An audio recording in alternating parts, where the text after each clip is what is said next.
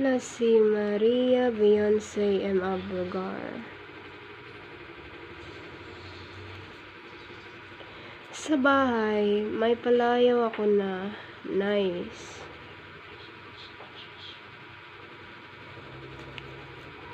At pagdating naman sa kaibigan ay say. Ngunit walang tumatawag sa akin ng Maria. Ipinanganak noong 19 ng Marso, taon 2007. Kasalukuyang naninirahan sa Marikina City, na tinuguri ang shoe capital ng Pilipinas.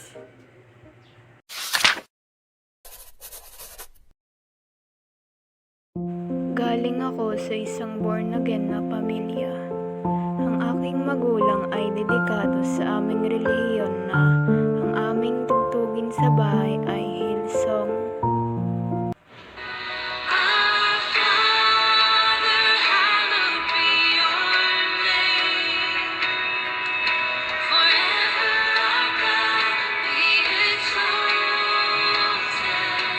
Strikto ang mga magulang ko.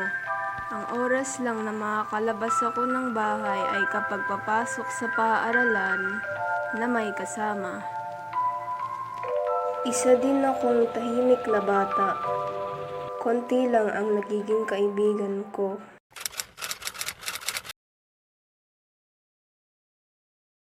Pinagdiwang ang United Nations. Nasali ako sa parada bilang Miss China.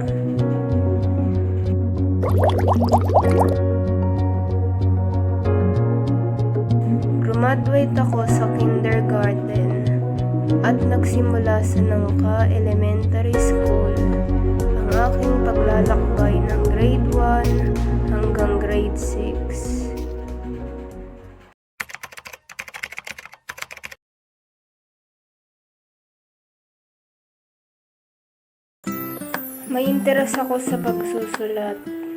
Sinulat ko to nung nabuburyo ako sa school.